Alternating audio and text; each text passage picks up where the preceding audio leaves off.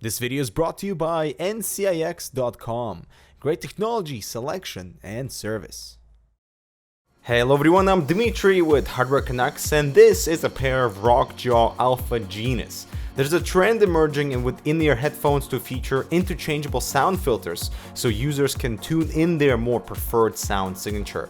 A pair of these will cost you a slight dip in the budget, under $100, and can be found for as little as $30 on Amazon, which is a total steal. The packaging is a bit dull, even though you get a velvet pouch.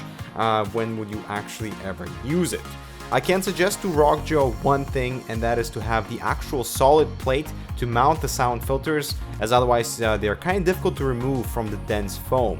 And I would like to see a better solution, something similar to the mounting plate on the RHA headphones. The Alfa Genus are an attractive pair with a wood casing for the main frame, so expect some variance from model to model, and this is solid proof that wood headphones don't have to cost a fortune.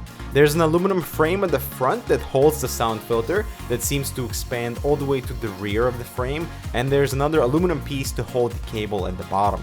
And the cable I really like, it's thin and light, plus has this interesting shine and texture to it. The 90-degree connector is low profile. It's not exactly tangle free just because the cable is so thin, but it comes with a shirt clip that I start using immediately, as this is not an over-the-ear headphone, and regardless of how careful you are, there will always be tension and pull on the cable. And with the clip, you can offset some of the cable so it doesn't weigh down. I'm a bit disappointed a full inline remote is not available. We have only a single click to change tracks, play pause, and answer a phone call, but volume adjust is not present.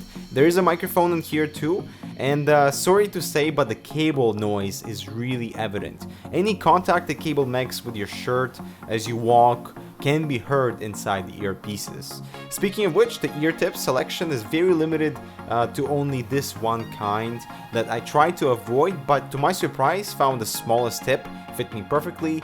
And now onto the sound filters. First, I'm really happy to see the sound customization available on a pair below $100. You have a black reference filter that is more of a bass heavy filter. There's the gold neutral one and the silver treble filter.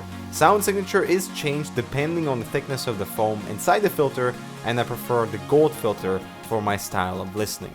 Now to the sound experience, and man was I satisfied. There's a clear bass presence, and the ear tips help to translate that into appropriate hits, but without booming the sound and not significantly leaking over the mid-range. The vocalists are not too far out, but help to create a sense of space in the sound signature. I like the feeling of a soundstage being present, and the Alfa Genus thankfully does not cram the sound.